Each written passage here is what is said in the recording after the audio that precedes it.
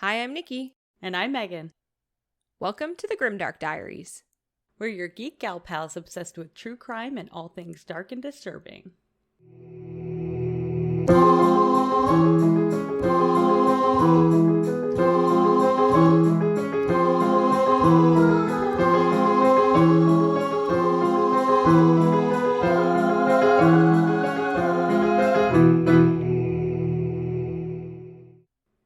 Hi, everybody. Welcome, friends. We're so happy you came to join us. I had a lovely quick outdoor visit with Megan today, and I have not seen her in many weeks. It was so nice. It was good to Yeah. just see humans. It was so nice to see you. And Megan brought me a lovely gift, and it is a Grimdark cup, and I'm so excited to drink out of it. You'll have to post it on social media so everybody can see it. Yeah, I will. I'll post a picture when we do our pictures for this episode of my beautiful new Grimdark cup. And y'all are going to be jealous and everyone's going to want one. Then we're going to have to get some merch drop here soon. Yeah. One step at a time, Megan. I know. Yeah, I was pretty pleased with how that came out for sure. I love these mugs. They're so good. If everybody remembers from my role last week, I got Liar, Liar, Pants on Fire. And pretty much every true crime case involves people lying. So It was I almost had too much choice and it made it too difficult. I can't imagine. Did you ever have that? I figured out a story for this, yeah. Other than the whole literal pants on fire part. Yeah. You know what? I was short on time since we had a shorter time period between recordings. We did. But had I had longer, I would have searched for that pants on fire. That's okay. Hopefully something will come up next time or at some point in the future where someone's pants are actually on fire. Yeah, a bonus episode featuring pants on fuego. Exactly. So today for our story, we're going to go back to one of my favorite countries, Megan. Oh. It's just like, wait, Scotland? I'm like, what? Scotland? Yeah. Yay! Yes. I was going to say Scotland and then I was like, wait, is it Ireland? No, it's definitely Scotland. It's Scotland. Yeah. I mean, Ireland seems pretty cool, but I got a big love for Scotland. Yes. Oh, I just found out very recently that I have family in Scotland and Ireland, which I was very excited to learn about. As in family that you know and we can go visit, or like a test that you took where you swapped something? Actually, I could probably find out if we do have family. So my great uncle Ron, who is no longer with us, rest in peace, he did a whole bunch of genealogy stuff with that side of my family, and he did have contacts over in Ireland and Scotland, and I have to get that information. I don't know who has it now, so I'd have to track it down. But what I was meaning was actually I did one of those ancestry tests and I discovered that I am part Irish, part Scottish, part English, and part French. Nice. Yeah. It's a good mix. Super, super duper good mix. Yeah. Well, today our story is going to take place in Glasgow. Which wasn't on my list of must visit places, but guess what? Now it is. It is now. That's great. I feel like if you're going to go to Scotland, you'd have to go to Glasgow anyway. Yeah. That's where I have family living. Yeah. If I was going to go there, I would obviously visit everything and anything. Exactly. But I wasn't that's why I'm going. But honestly, now it's near the top of the list. This pandemic has been really good for adding places to go on your travel list. On the travel list where we can't travel. Not until phase. I love it. Whatever. Phase 5. Is that, did you just create the motto of the pandemic? Not until phase whatever. That's right. You heard it here first, folks. Yeah. So not only are we going to one of my favorite places, but we're also going to do a time hop back to one of my favorite decades when it comes to aesthetic and fashion and music. 40s or 50s? 50s. 50s, I knew it. Yeah. That was going to be my A first lot of my guess. favorite music is in the 40s too. Late 40s, early 50s. Yeah. When those doo-wop jams were going. Oh, buddy. That's exactly what I was thinking of. I'm like, she loves doo-wop. It got to be in 40s or 50s. You know me well. Yeah. So we're going to go back to July 28th in 1950. And it was early morning hours. a taxi driver was cruising along Prospect Hill Road. He noticed something in the distance in the middle of the road. He thought it kind of looked like something bundled up at first, like he wasn't too sure what it was. It was dark out. When he got closer and slowed down, he realized it was a person in the road. Oh. Uh-oh. Yeah. Not what you want to see when you're out driving your cab. No, definitely not. He thought maybe it was just a drunk person passed out or somebody that got just knocked out and was laying there. So just to be safe, he phoned it into police. Police Constable William Kevin of the traffic department arrived to investigate. He could immediately tell it was a woman lying in the road, and she looked to be very badly injured. Uh-oh. Yeah, so he went in to check if she was still alive, and unfortunately, he couldn't feel a pulse at all. Oh no, that's so sad. I couldn't imagine stumbling upon something like that. Just no. Traveling down the road and seeing somebody who could potentially be deceased. Yeah, and this was, so when they saw somebody in the road, they were like, oh, it's like a traffic accident. So they sent like the traffic department cop. He wasn't like a hit and run. The crime scene. Yeah. Oh, okay. He wasn't the crime scene investigator. He was the traffic department. Oh, like yes. Patrolman who like directs traffic sort of deal. I'm not sure. I don't know how their traffic department works in 1950 in Glasgow. I suppose 1950, but like when I think of traffic department, I think of like patrolman who like directs traffic and stuff like that. Not, if you think it's a hit and run, that would be homicide. Yeah. Right? That's what I would think. You would anyway. think. Yeah, okay, cool. Just checking. Well, this guy, he seemed like a pretty good guy. He kind of knew what was up. So the ambulance arrived shortly after, and they did confirm that the woman was in fact dead. Police Constable Kevin began investigating what appeared to be a hit and run kind of traffic accident. But he was a smart guy, and he knew his traffic things well. As he was analyzing the scene, it seemed really off to him. It didn't look like what just a hit and run traffic kind of accident would normally be. Mm-hmm. Because if it was just a simple hit and run accident, there would be one set of tire tracks on either side of the body. Right. But there were, in fact, several tire marks around her. Oh, God. Yes, as if somebody possibly reversed and then doubled back. No. Yes. Oh my gosh. Could you imagine? No. No, that poor woman. Yeah.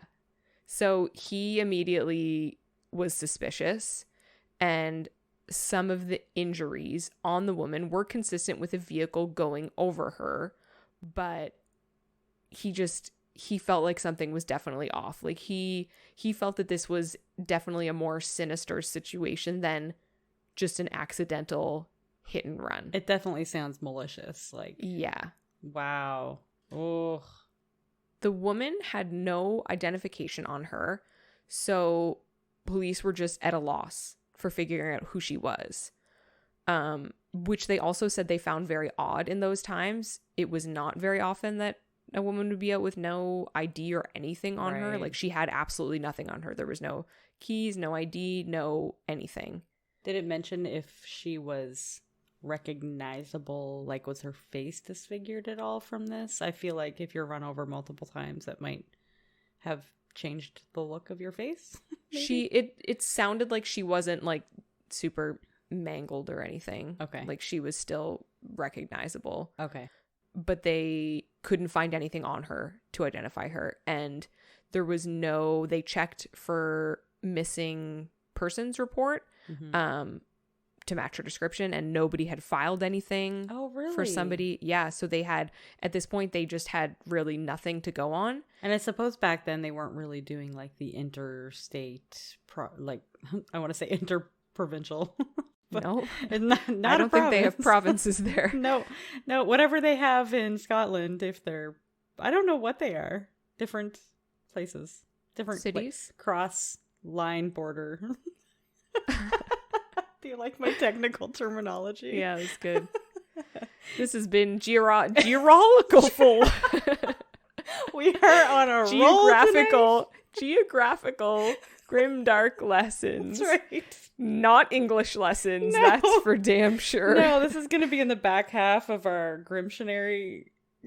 Grimtionary? Is that what? Yeah, that's the word I made. Okay. That'll need to be the first word in the Grimtionary, so people see it and go, "What the hell am I reading?" And they're like, "Oh." First, we must define what Grimtionary means. Right. That's right. It's not going to be alphabetical because Grimtionary is going to be in the beginning. No, it'll be like chronological from That's what right. I said. Yeah. So when you listen to our episodes, you can flip through when I say something and people are like, "What the hell did she just say?" That's right. They can just flip through the Grimtionary and they're like, "Oh, I'm on this episode." That's right. Yeah, chronological per episode. That's a great idea, actually. Yeah. Add that to our merch store with our new cups. That's right. Yes. Oh, you guys are going to love this cup. I can't wait till you all see it. So good. So, back to them having a dead body and no way to identify her. Not funny, but I'm just... No. Yeah. No. Yeah. Okay. So, they didn't really have... It's the 1950s. There was no real way to figure out who this person was. So they did what they knew how to do, which was they put basically an ad in the local newspaper, just kind of describing her and, where she was and how, they found her, victim of a traffic accident. And if anyone has any information or knows her or has a missing person they have not reported, to please come forward to police. Yeah, like what else would you do? Basically, she's a Jane Doe at this point. Right? That's crazy that when you think about it now, like if we need to communicate information, we're so spoiled. It's so instant and we can communicate with hundreds of thousands of people with like literally a click of a button. It's so true. I just keep thinking of all the, like, now you see on most local police department sites, when somebody goes missing, it's posted immediately and then has hundreds, if not thousands of shares within minutes. Yeah. Oh, yeah. You get that But word in that spread. time, all they had was the newspaper. That was pretty much the only way to get. And this was in the wee out hours to of the the masses. morning, so they probably didn't get anything out until the next day. So then you're like a couple days behind already. And then by the time people see it, it's... Yeah, and then you got to hope that somebody that knows something picked up that copy of the newspaper. That's right, exactly, yeah. And if she wasn't even from that area, then what do you do? Right. So not long after the newspapers were released with the ad asking for help to identify this woman, someone did end up calling into the police. Okay. It was a lady that we know by Mrs. Johnston. So she contacted police worried about her friend, Catherine McCluskey. On the night of July 28th, Catherine had asked Mrs. Johnston to watch her young baby for the night. Mm-hmm. Mrs. Johnston was more than happy to babysit for Catherine. But when she didn't return home that night, she started to get really worried. So this, remembering it's 1950, Mrs. Johnston has no way to reach Catherine. There's no cell to call or text. Yeah. I don't know why she didn't report her missing when she didn't come home the next day. But yeah, but... I don't know. Those are different times. So she was babysitting her kid? Yes. And does she have her kid? Yes. Okay. So she didn't make it home after the babysitting or whatever. Right. Okay. Right. So Mrs. Johnston was babysitting Catherine's baby. Okay. And she said that she was just going out. Catherine said she was just going out for the night and she would be back later that night, like late into the wee hours. Okay. And Catherine never came home. Oh, God. Yes. Okay, that's actually scary. Yes. So you think, absolutely. So Mrs. Johnson was just left with this baby. So she was worried, but she didn't. I don't know. I'm not really sure. Again, this is the 1950s. This is not my child. There wasn't like social media reporting on this or large newspaper reporting. So like this is the best of my information. So I'm not sure if Mrs. Johnson was just chilling with the baby. I'm not sure what was happening. But either way, when she saw the ad, she thought that was Catherine. Yeah. Well, that would be very worrisome for sure. Oh, yeah. So Mrs. Johnson, she went into the police station and she gave the police all the information that she knew about Catherine. She was a 40-year-old single mother. She had 2 children by different fathers. So there was the baby who was quite young, and then she had an older kid too. I couldn't find the age, but it seemed like maybe not quite teenager, maybe like preteen or like 9, 10. Mm-hmm. In these times, remembering it's the 1950s, single women with kids were not looked at very well. Not very highly, yeah. No. So, especially in her 40s. Right. So, being in her circumstance, she was described as a fallen woman. A fallen woman? She's a fallen woman. Oh, no. I'm not sure what homegirl's fallen from or what they think she's fallen from, but... Womanhood, maybe? I don't know. From grace, I am unsure. Wow, that's kind of harsh, actually, when you think about it for a second. Yeah, but this was how her friend described her. And her friend liked her a lot, but she was just like, poor Catherine, she's a fallen woman. Oh, dear Lord. Well, Mrs. Johnston must be married with... Well, it's Mrs. Johnston, right. So yes, she is. Exactly. Looking down on the poor single women. Right? Come on. When Mrs. Johnston asked what happened to Catherine, they said it was, just a traffic accident that took her life. So they didn't want to put too many details out there just yet. So they told her, she was involved in a traffic accident, unfortunately. Mm-hmm. When Mrs. Johnston was able to confirm that the body was in fact Catherine, Mrs. Johnston was very upset over the tragic loss of her friend. Did she do like a identification of the body? I'm not sure. It didn't say, but she was the only one that came forward. So I would assume that she was the one that did it. Okay. Yeah. That makes sense. Yeah, because she didn't have really anybody else. And I'm guessing she wasn't with the person who she had the baby with. That will come into play later. All right, sorry. You write that in your Blues Clues notebook. That's right. Thank you. Thank you for bringing up that bit of memory tidbit. So Mrs. Johnston was very upset about this whole ordeal and very tragic loss of someone she considered a friend. Mm-hmm. So the cops made her some tea at the police department. Wow, that was so sweet. I know. I just want to go to Scotland even more. Have a Scottish tea. Oh, yeah, that's Britain. I know. I don't know how to do Britain a Scottish. That's England. Yes, I don't know how to do a Scottish accent. Did you practice your Scottish accent for this one? No, I will save all of our listeners' ears and not do a Scottish accent. Although I did think about it. There's like a direct quote and I tried and I was like, nope. No, it's verging on offensive. I'm not going to. That's fair. Once she finished telling them everything, Mrs. Johnston began on her way out of the police station. As she was leaving, she turns back to the officers and she says to them, quote, "She was making a new life for herself, was going to settle down with a new man, the baby's daddy, a decent man with a good job by all accounts. In fact, he's one of you lot." End quote.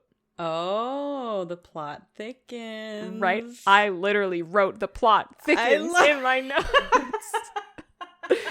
I love that. We're both detectives, Nikki, don't you know? Yeah. Oh, fully. Yeah. So this was a bombshell for police. They immediately were like, say what? They obviously would know him, right? We'll talk about police stations there. So there's different stations in Glasgow. Like, fair. They don't have just like we have like HRP, Halifax Regional Police, but they have all kinds of different stations in like the different parts of Glasgow. Right. That makes sense. Yeah. They have their own areas to patrol and stay in their own sectors of the city. Right. Because if we learned anything from all of this true crime that we binge, it is very often the lover that commits the crimes. Yes, 99% of the time. Right? Yeah. The police were very suspicious right away. I mean, it was the only lead they had, but also it was a good lead to always look into, the husband or the boyfriend or the lover. Yeah. Have you ever seen the Murder Apparel website? No. What's that? Oh, it's a website called Murder Apparel. Is and it? They sell. It is. If you couldn't have guessed from my first sentence. No idea. Thank you for enlightening me. They sell really awesome clothing, and it's like a lot of true crime stuff and like spooky stuff. And they have a sweater that I want that says "The husband did it." Nice. Okay, I love it. Yeah, I don't think my husband would be a fan of me purchasing it, but I want it. I love that. Yeah. I've seen, I don't know what company it is. It may be that one even. But I've seen some different true crime YouTubers and podcasters wearing this shirt that says "True Crime and Chill." or something like that. Yeah. They Like, make all kinds like that. I have Yeah. one. My BFF bought me one, and it's like kind of a half dead lady with a glass of wine, and it says true crime and wine on it. oh my God. I love Yeah. it. Like she's like kind of old school, like vintage looking, but then she has like a Yes. skeletal hand holding this glass of red wine. Okay. That's Yeah. kind of cool. I like that. Yeah, I wear it a lot when I watch true crime and drink. Interesting. Okay. I'll Yeah. have to check out the site. Yeah, I'll send it to you. Yes, please, because I forgot what you called it already. If nothing else, I am honest. Yeah. So off track. Okay, so they were suspicious of this lover. So also at this point, they got the full autopsy report from the medical examiner, and it fully confirmed their suspicions that this, in fact, was not just a hit and run accident. The exam showed that her legs weren't broken at all, which is very unusual if a pedestrian is hit by a car hard enough to kill them. Right, because they would have been walking. Right. Or and standing. That but would have where been the first bumper's place they gonna would've got hit. Yeah. Yeah, exactly. So the front of the car is going to hit your legs or hip area. Right. Makes sense. And she had no broken bones. Oh, interesting. Yeah. Did it say what she did have? Yeah, we're getting there. Okay, sorry. I'm like, come on, I want to hear. So this, because her legs weren't broken at all, this led them to believe that Catherine was already laying on the ground when the car ran over her. They also were able to confirm the original suspicions that multiple tire tracks were around her, meaning she was run over multiple times. Oh my gosh. So her internal injuries supported the theory that a car had run over her several times. Oh my gosh, I can't even imagine. Yeah. Like putrefied her insides with Oh, I don't know what part of her got run over multiple times, but I don't want to think about it. No. Kind of icky. Yeah. It was also found that her head had facial injuries, which were consistent with a beating. Oh no! Yes, oh, they don't found get that it was from a car. No, they found it was more consistent with a beating than with trauma from being run over. And it sounds maybe the injuries from that were a little older than the car injuries. No. Oh, they happened around the same time. Yes. Oh snap! Okay. Yes. Interesting.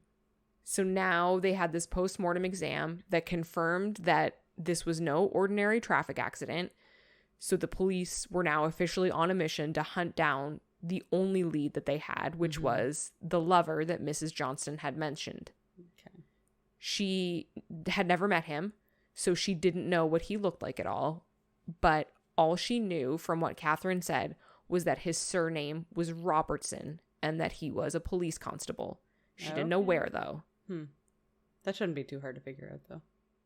You would think that. You would think. Okay, unless there's like hundreds of Robertsons. Yeah, it turned out there were a lot of PC Seriously? Robertsons. Yeah, Oh police constable my- Robertsons in the city of the Glasgow police. That Yeah. seems, I don't know, that seems unlikely, but I guess if it's a huge city and that's a popular name. Yeah, maybe it's like the name McDonald here. Like, how Yeah. many people have the name McDonald around That's here? very, very true. Yeah, you raise a good point, Nikki. Like you had mentioned before, asking about the police stations.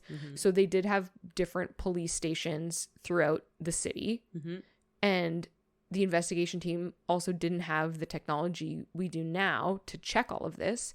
So in order to figure out who works where, this means telephoning the stations, going through physical files and personnel files. And even still, they don't know what they're looking for. Yeah. All they know is a surname. They don't know, and even if they find 100 people with the last name Robertson, what are they looking for then? And also, who's going to come out and say, oh yeah, that was my girlfriend / partner I ran over multiple times. You know what I mean? Like, that looks bad on that person. In these times, you were either married young or frowned upon, so people are Fallen, probably going even. to... Yes, you're a fallen. Just the women, though. I'm sure the men are fine. That grates me a little. Right? So I'm sure that people aren't admitting to their friends that they're hooking up with the fallen woman in town. Fair enough. So even though this seemed kind of hopeless at first, they were able to catch a break. They had reached out to the different stations and eventually got a call back from a desk sergeant at Orkney Street Police Station. He had heard through the unofficial grapevine that they were looking for a policeman named Robertson who was dating Catherine. This sergeant suggested that they look into police constable James Robertson.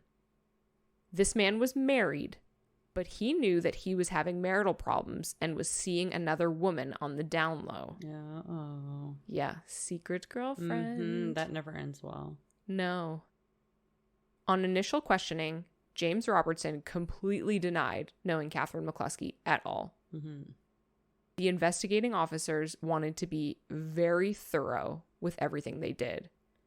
The thought that one of them could be the culprit was, I mean, it's a hard pill to swallow. You know what I mean? They have such loyalty to each other. And your entire life career is dedicated to preventing exactly that kind of thing from happening.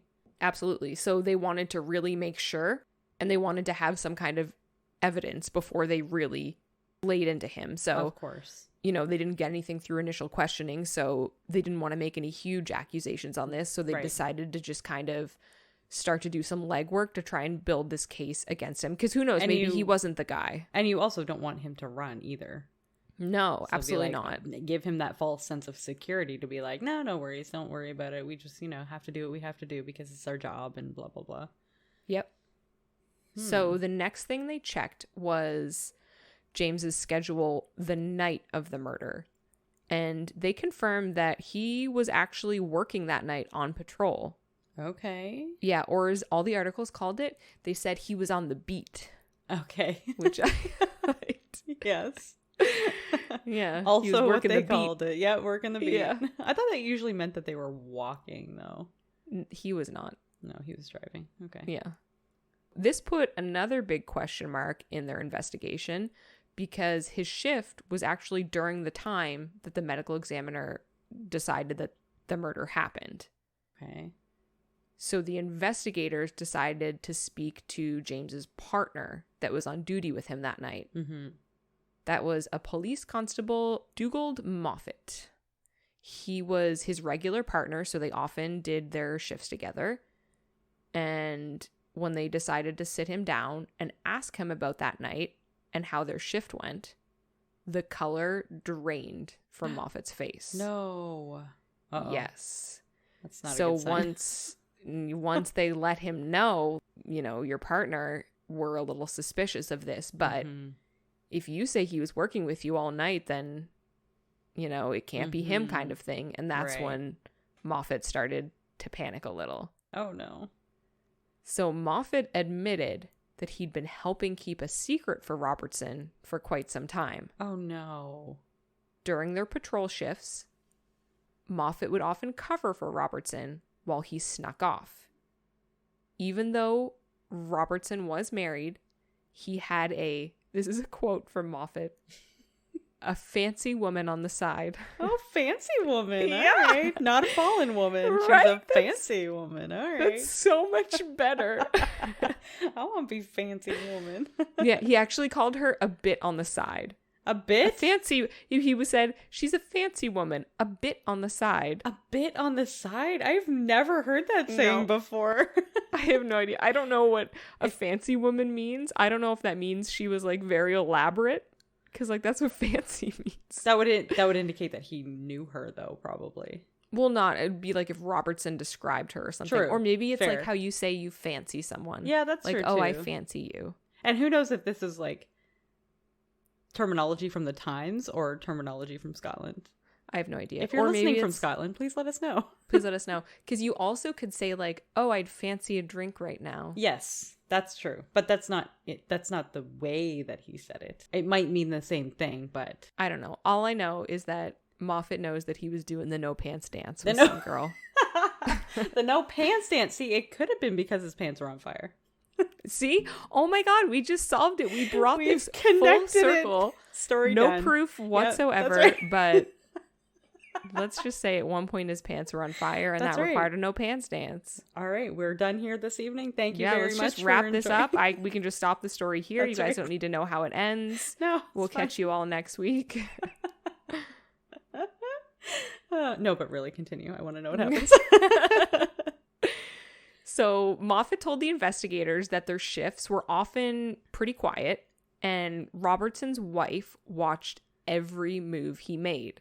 So the only way he could sneak off to see this lover was during his shift, when his wife would assume he was working, so she wouldn't be checking up on him. That's disgusting. Right? Yeah. I hate that. I hate that so much. Yeah. Just divorce your wife. Why? I feel like in the 1950s they didn't do that, though. No, that's true. Because then he'd be a fallen man. Yeah. That's how that works, right? I hope so. We can think of something worse for men. Yeah, that's right. I can't think of anything Burning right now. in a fire deep down below. Okay, that's very aggressive, Megan. I'm I sorry, wasn't did thinking that of escalate murdering way too much? anyone. No, I wasn't thinking of murdering. Just, burning forever. Oh, God. Now we know where Megan's head is at. No, it's fine. Yeah. Be faithful, people. Yes. And if you're not happy, just divorce them. Because it doesn't need to lead to this. If we've learned anything from all of this true crime, Right? just break up with them. So Moffat said that Robertson would usually spend a couple hours off with his lover during their patrol times. Moffat confirmed on July 28th he had in fact snuck off to see his lover from about 11 p.m. until just around 1 a.m., which was the exact window of time that Catherine was confirmed to be killed. No way. Yes. Why am I not surprised? Right? This didn't look good for James Robertson. But again, the police wanted to be very sure. Since this was one of their own, they needed pretty much like bulletproof evidence to go after him. Yeah, that makes sense. Although his whereabouts aren't accounted for when she was killed, their patrol on the night of the 28th was pretty far from the crime scene. So Moffat and Robertson, they were in the same patrol vehicle together that night. They just shared one vehicle when they were out. Right. And Moffat did say that when Robertson was going off for his rendezvous, that Moffat stayed with the car and Robertson just walked away and left. Oh, okay. Oh, that's interesting. Okay. Yeah, so that kind of put a wrench in the timeline. Unless Catherine has a car.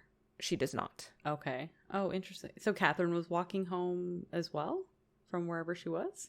Don't get ahead of yourself. I'm sorry. I just need to...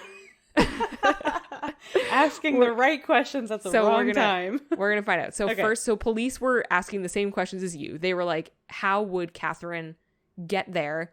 And if we're to put Robertson there, we need to get a way to get him there. Mm-hmm. So first they checked the bus drivers that would have been on shift during that time period that were doing routes that way. Mm-hmm. And none of them had reported seeing a police officer. And they confirmed the distance to the crime scene was too far for him to have walked, killed Catherine, and walked back. Plus, she was run over. So there has to be a vehicle Right. involved in some way. That's right. Yeah. So then this led the investigators to begin looking for a vehicle. They confronted Robertson and found that he recently started driving an Austin saloon car. Okay. They took it into the station, and with a quick once-over, they found exactly what they were looking for. When they checked the bottom of the car, there was blood and fragments of flesh and clothes stuck to it. Come on. How long has it been? Wash your damn car. Right? What the hell? Especially a police officer. He should know better. Oh my gosh. Like he had to know he'd be the number one suspect. Yeah, Like... and they already questioned him. He Yes, knows that that's he's right. on their list. Oh my god. Murder 101. Wash your damn car. Right? So this was the rock solid kind of evidence that the cops needed to pin this on Robertson. Mm-hmm. So they then were able to charge Police Constable James Robertson with the murder of Catherine McCluskey. Okay. Once he was charged, he then admitted that he did know her, but he still denied killing her or having an affair with her. Or that he might be the father of her child. Yeah. He says no to that. He says no affair. He says no pants dance.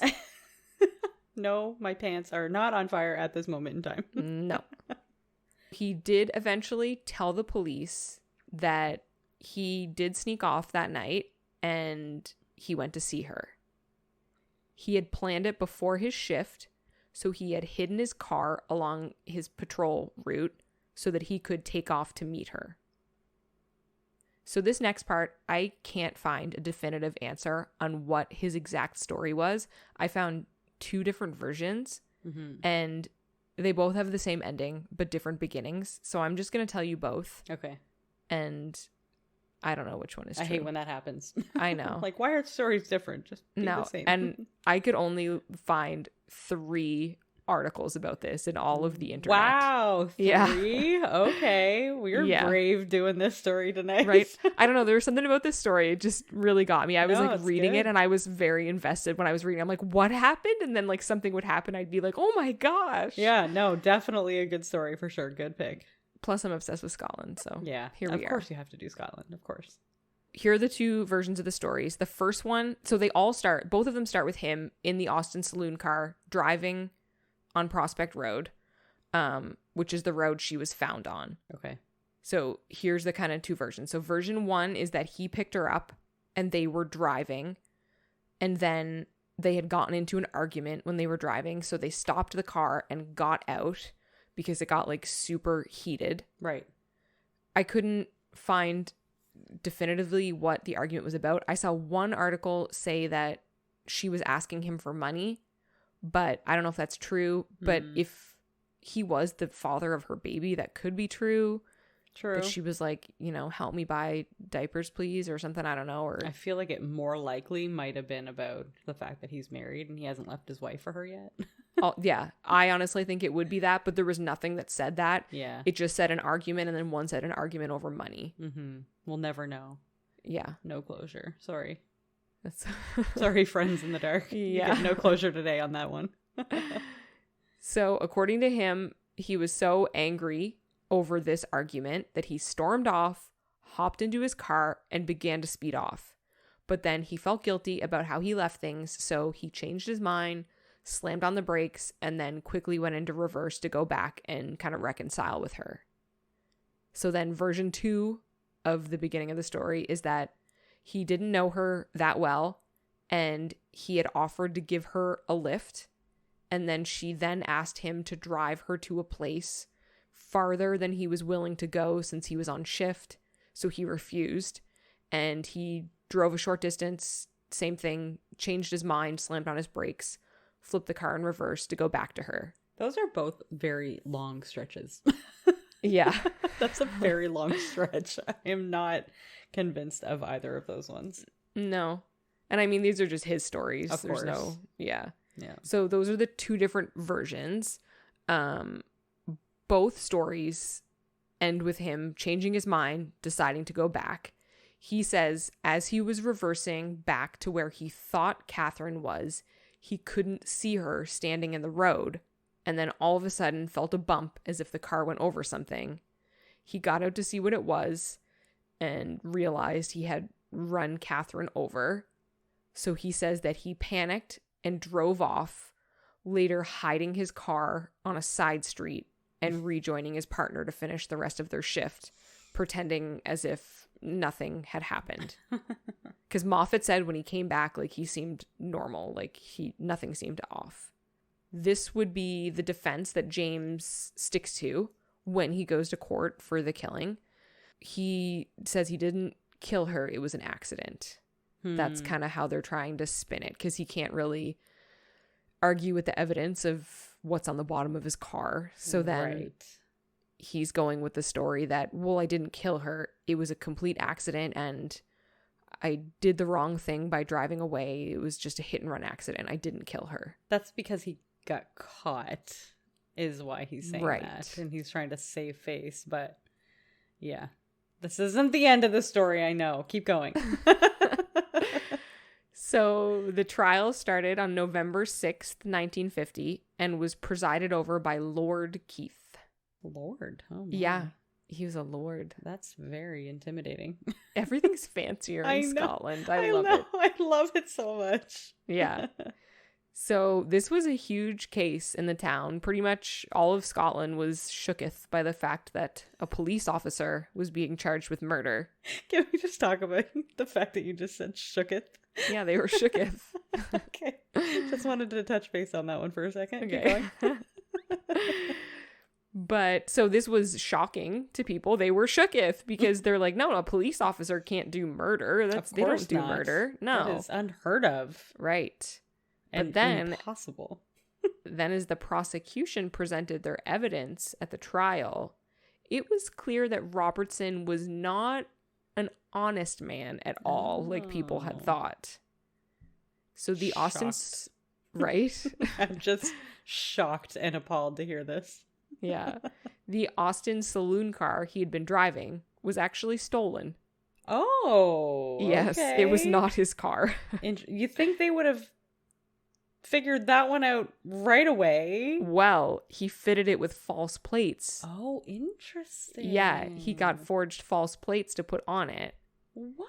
He'd been using it for several weeks and told friends and colleagues that a friend had loaned it to him. This is a man of the law. I am shocked. Yeah, you're shooketh. I'm shooketh. So when the police asked him about the vehicle being stolen, he claimed that he was on patrol and he found it abandoned.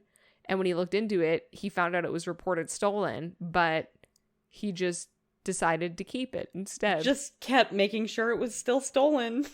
Yeah. What it's a really aggressive finders keepers claim. What is this logic? This is ridiculous. Is it a nice car? I don't know what an Austin... It is. You know what? I have a note here that says, this car is very cool looking. Okay. All right.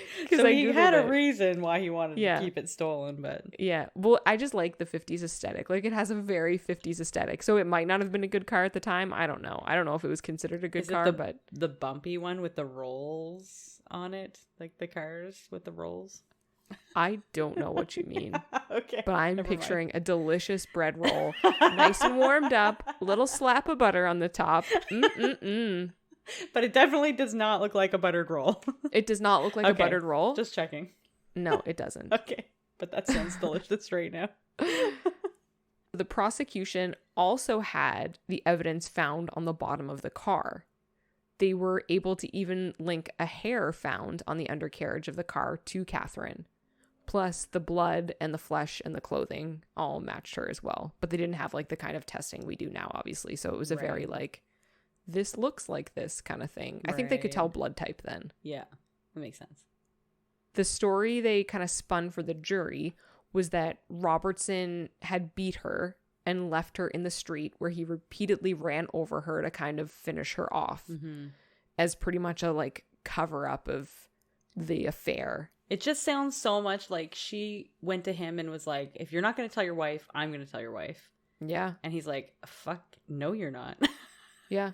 And then murdered her and ran her over. Yeah, because according to, like, what she told Mrs. Johnston, and then she had a sister as well who I think she lived out of town, but she had, like, you know, talked about this guy, her new boyfriend, that he was a great guy and he was a great dad to this baby, and, you know, things were looking up for her in this new life that she thought she was about to start with this guy. It's really bad they didn't have DNA testing, because if they could have proved that he was the father of that baby, that would have been, like, the ultimate evidence. 100%. Yeah, 100%. That would have solidified the entire deal. I think that would have been, like, case closed kind of thing. Yeah, absolutely. So once the news broke of how scandalous this case was, with him being a constable, him being married, and then killing his fancy woman lover, the trial ended up kind of getting out of hand, like the interest in it from people. So people started flocking to the courthouse. The Evening Times reported that half an hour before the case was about to start, the courthouse was packed to capacity, and a queue started to line up outside. Are you serious? To get into the courthouse. Whoa, yeah. So there was about 100 people lined up outside waiting to get in to watch. Wow. Okay. Yeah. That's impressive. Yeah. They didn't have a lot going on apparently that week. Yeah, exactly. It's like their Coronation Street today. So in total, the trial lasted 7 days. Whoa. When it was time for the jury to make a decision, it only took them 64 minutes. Okay, shortest jury deliberation ever. I feel like this is a case like shut and closed. Yeah. So police constable James Robertson was found guilty and sentenced to death. Whoa. Okay, I wasn't Yes. expecting the death penalty. Whoa. When the verdict was read, he showed no emotion whatsoever. Oh. A notice was hung. What? I'm just gonna say, I don't mean like I feel bad for him. I'm like, oh, that's just like, it's kind of aggressive, but at the same time, like, if he did it, then he deserves what he gets. Yeah. But that just seemed very quick. Yeah. So a notice was hung up on the gates of the prison where they were holding him, and the execution was scheduled for December 16th at 8:13 a.m. He did try to appeal the conviction, but it failed. It didn't go through. Yeah. And his sentence was carried out when he was hanged at Barliney Prison. Okay. He was the only serving policeman to be executed in Britain in the 20th century. Wow. Oh my gosh, that's crazy. Yeah. So I wonder if they had to look into all his cases and stuff to validate their validity. Yeah. I'm not sure if he had many cases. It sounded like there wasn't a lot of crime, and he said, like, his partner said they had very slow shifts and stuff, and he was always with a partner. True. Except when he was running off with his except when he was girlfriend. off on his own, so not that much then. Okay. Oh, and hanged. Okay, that's interesting. Yeah, he was hanged. I didn't realize that they still did hangings in the 50s. I did not either, but they did. Okay, that's very interesting. Yeah, a lot of people said after the fact that he would have been able to get away with it being an accident had he just not lied so much. Like, that was basically the kind of thing, is that because he ended up caught in so many lies, they just didn't believe his story. Yeah. So a lot of people said afterwards, like, and like the jury members and stuff, they were like, had he not stolen that car, put the false plates, and then denied his affair with her, like, had he not done that, he could have gotten off. Like, if he just had admitted, like, you know, I was having an affair with her, but it was an accident, right, then they were like, we probably would have let him get away with the accident. But it was the fact that he got caught in so many lies that they were like, well, he's lying about everything then. Tangled in a web of lies. Yeah. So his lies got him hanged. Unbelievable. Wow. Yeah. That's crazy. Yeah. I mean, pathological liars, that's really something that's very difficult for them, is to not lie. Not lie. not lie. Whoa. Yep. Double negative. There you go. They love lying. Yeah. So they get caught in a tangled web of lies because that's all they want to do. And then they end up contradicting themselves, and they end up having, like, stories obviously aren't matching up. So it's hard to remember what you lied about and who you lied about the thing with. And it could be a different lie with someone else, and so on and so forth. And pathological liars, and liars in general, the truth always comes out. Oh, yeah. Just tell the truth, friends. Right? Mm-hmm. There's a Scottish police museum in Glasgow. Okay. And they have a tribute to this case in it. Really? Yeah. I saw a picture, and it looks like they have the notice that was hung on the prison gates about his execution. Okay. And it says that it kind of serves as like a reminder that even law enforcers have to accept one of their own can do wrong. Like, they're not, you know, above the law. Exactly. And I actually got a bunch of my research from their website because they have a whole write-up on the case. Really? Okay, that's cool. Oh, I'd love to go there. Right? I went to their website, and it seems really cool. I mean, I just really love museums, so I feel like most museums seem kind of cool. Yeah.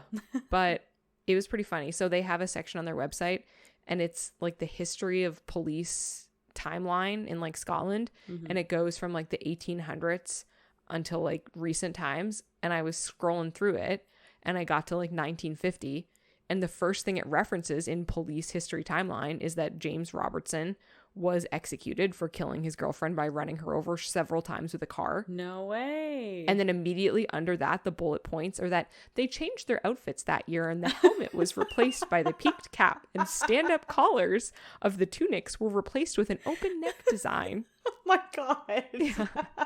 And that was all for the 1950s. Wow. They had I assume they had a quiet year or a couple years after that. Yeah. Turmoil. Quite the juxtaposition of facts for the year. That's hilarious. Yeah. I also then started like looking at stuff in Glasgow. Of course you did. Yep. I started planning my trip. Nikki went down a rabbit hole, everyone. I did. Here we go. I went in a rabbit hole. You're all going to join me. I found out that people from there are called Glaswegians. Glaswegians? Yeah, they're called Glaswegians. Okay, yeah. I love that. I love it so much. If you're from like Glasgow, that's what you're called. Of course. Yeah, that makes sense. They're Glaswegians. Oh, that's so cool. I like that. Yeah. So then I started looking because I was on the museum website, and then I was like, what other museums do they have and stuff? So I started looking up tourist attractions. You are such a nerd. I love this so much. I know. There was like art galleries that seemed really cool, and they had world's oldest surviving music hall is there. What does that mean, surviving? The only one that's still standing. Like a music hall? Yeah. Where they would have musical things like, I don't know, operas and musical. Oh, okay. Yeah. That's kind of cool. Yeah. And then I would love that. They have Glasgow's necropolis, which is a Victorian garden cemetery across from the Glasgow Cathedral. Oh, that sounds beautiful. Yes, I saw pictures. It's gorgeous. I want to go to the cathedral too, because that also looks beautiful. But it's called a necropolis, and I love it. It's a pretty great name, not gonna lie. Yes. Also on my tour to Glasgow, I found that they have the Provins Lordship, which is the oldest house in the city and one of the 4 surviving medieval buildings. Oh. And so it has historic like royal portraits. It has immaculate 17th century furniture, and it has interior decorations and stuff from the 1500s and the 1700s. Wow. Yes, and they have a medicinal herb garden. Okay, all right. Does that not sound like the coolest thing ever? It actually does. You could live your best Renaissance life in there. I could. Everything. They have so much vintage stuff. Yes. And then I found the real like icing on the top. Uh-oh. They have the Glasgow afternoon tea experience. And I know you love tea, Megan. I do love tea. Yeah. And you get on a red bus and it drives you around, and it says you can have a tea experience or a gin tea experience. A gin tea experience. Yes. Please sign me up. Yes. So they basically drive you around and they show you all the beautiful sights, and you either drink tea or gin tea, and they give you baked goods. Okay, sign me up. I want to do it right now. Right? Phase 5. Come on, phase 5. Right. I am like, it's up there now. I'm so excited to go there. Oh my God. That sounds amazing. Oh, yeah. I would love that. Yeah. Absolutely. Yeah. And they had breweries and stuff too. And I love beer. So that also appealed to me. Well, that's like a no-brainer. Yeah. There was one that did German beer there, and it sounded really good because German beer is like very good beer. Because it's dark beer? Well, no. It doesn't have to be dark. But so in Germany, I learned a lot about beer when I found out I couldn't eat cane sugar because some beers put sugar in it. And then I found out if I buy German beer, it is guaranteed to not have sugar. Oh, really? Because it's against the law to put sugar in beer in Germany. I didn't know they have beer laws. They're like beer purists. Okay, that's kind of cool. I didn't know that. And I only said the dark thing because of how much I know you like your dark beer. I do. I love dark beer. Yes. But they just make very high quality. Like they take their beer. There's literally laws. Like you cannot make beer that contains sugar. That's interesting. I don't know if I've ever had a German beer before. So you can get them at like liquor stores here. I'll have to There's check German it out. brands. Yeah. The ones here are very like mainstream. Like you're not going to get a German craft brew. No, of course here. not. Yeah. They're okay. I've had the German beers here that you can get at the liquor store, and they're okay. Yeah. But I hear they're magical if you actually go there and have like a nice fresh brewery one. That's kind of cool. That's good to know. Yeah, I'd love to do that. Tour the tea spots and beer spots and arts. Yeah, we need some more fans in Scotland. Please That's right. like us. Please love me. Spread the word to all your Scottish invite friends. us there. Yes, please. Yeah, I'll give you a show. And cook breakfast. Remember, that was one of the things that you do. Sure, if that'll get me to Glasgow, I'll do that. I learned how to make French toast. With no egg the other day. Oh, and yum. it is delicious. I love French toast so much, but I've never made it without egg. Yeah, you'd think it's impossible, but it's not, and it's Okay. delicious. Oh, I'll have to look that up. Or you can. I'll make you send it French to- toast. Oh yeah, please I'll make make you me French French toast. toast. Yeah. Yes. Yay. Okay. Good. Excellent. All right. Are we ready to do the die roll for next week? I think it's time. I think it is time. I am moving all the books and all the things that will prevent the sound from coming through. All right, time for me to roll. Shit. What is it? It's a 3. See, that's how we know you're not cheating. Okay, come on now. I was not cheating. Okay, the category is no pain, no gain. Ooh, I think I have ideas for that already. Oh, that's good. I'm not spoiling it. I'm not going to tell you. Don't tell me. No, I'm not going to. Yeah, if people don't know this yet, Megan and I do not tell each other the case. Nothing. It is just a surprise. We say nothing about it. I heard this case tonight the first time, same as you did. Well, I obviously before you, because this won't come out for another couple of days. But, you know, Megan, stop lying. I mean, you're liar, pants on fire. We keep catching you in all these lies and this cheating. They're unintentional. I'm not a liar, and I'm also a very terrible liar. You would know if I was lying. The fans can't see you. They don't know. That's true. But you would hear it in my voice too. And I have like a constant smirk on my face, and you'd hear the smile, and it's just not good all around. I just don't even bother with it. I'd rather get in trouble for a short amount of time by telling the truth than lying about something forever and getting caught later, because it will always come out. Yeah, and then you'll get hanged in Glasgow. That's right. I don't want to get hanged. All right, everybody. I guess we're going to wrap it up. Thank you so much for joining us. If you want to follow us on social media, we are on Facebook and Instagram at The Grimdark Diaries. So you can find us there. Or you can find us on Twitter at just Grimdark Diaries. We don't have a "the" on that one. Apparently, it's too many characters for Twitter. We all know. Yeah, we had already made the other usernames when we made Twitter last. So and we were true. like, oh, well, screwed herself a little I know, there. it's so true. I was like, oh, we made Twitter last, and that's the one that we didn't get the same name. So apologies, but you will still find us by searching Grimdark Diaries. So if you want to send us an email and tell us all your stories about traveling, because we're obviously itching to travel soon, especially if they're about Scotland and Glasgow, you can reach us at thegrimdarkdiaries@gmail.com. And no matter what podcast you are listening on, the podcast app, if you have the ability, we would love it if you could rate us or like us, give us a 5-star rating. If you have an Apple podcast, that's kind of where we get the 5-star rating and the comments. So if you have an Apple phone or whatever it is you listen to, iTunes, go to the Grimdark Diaries on there and give us a 5-star rating or give us a nice comment. Let us know what you think of the podcast. If you like us, we would like to continue to do this. So please do that. If you don't like us, don't comment. No, yeah, don't comment. We don't want you to. No, just send us an email. That's right. And yeah, it will be addressed by us ignoring it. Thanks. No, if you have constructive criticism, please do not hesitate to send it to us, because I'll take constructive always criticism. open to suggestions, feedback, anything that you guys want to tell us. If you're our friends on Facebook, then you can just send us a message on there, whatever you want to do.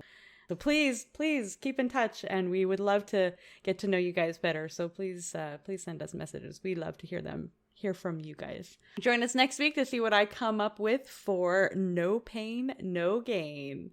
And remember, a friend in the dark beats alone in the light.